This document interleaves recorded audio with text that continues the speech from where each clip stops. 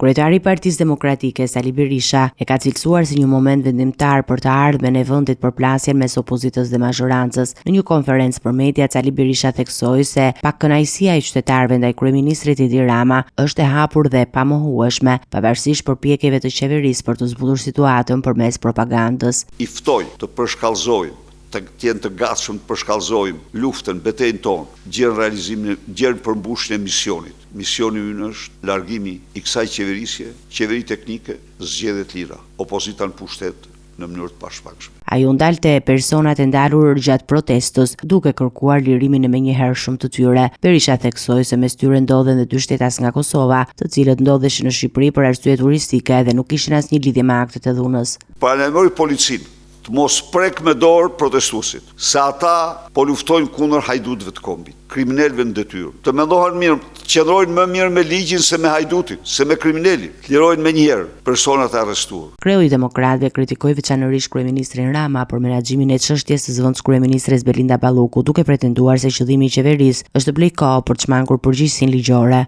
Edi Rama nuk do të heqë imunitetin Belinda Ballukut, Lubi Ballukut, sepse është vetë prapa të gjitha akteve që ka kryer Lubia. Edi Rama po blen kohë. Pse po blen kohë? Për vepra zeza. Është i gatshëm dhe aftë të ndryshojë çdo ligj dhe çdo rregullore, në mënyrë që të nxjerrë gjithçka jashtë përgjegjësisë ligjore. Dhe kjo do shënonte vdekjen e opozitës. Berisha njoftoi gjithashtu publikimin e një raporti të zgjeruar të Partisë Demokratike të titulluar Farza e madhe e majmur e zgjedhjeve në Shqipëri, i cili sipas tij dokumenton me detaje problematikat dhe shkeljet në procesin zgjedhor. Ne jemi këtu para jush për të paraqitur para shqiptarëve publikimin e Partisë Demokratike, të cilin kësaj here kemi preferuar ta quajmë farsa e madhe e majmur e zgjedhjeve në Shqipëri. Ky dokument i pa shembull në historinë e një farse elektorale në Europë dhe në botë, i hartuar mbi 1500 faqe dhe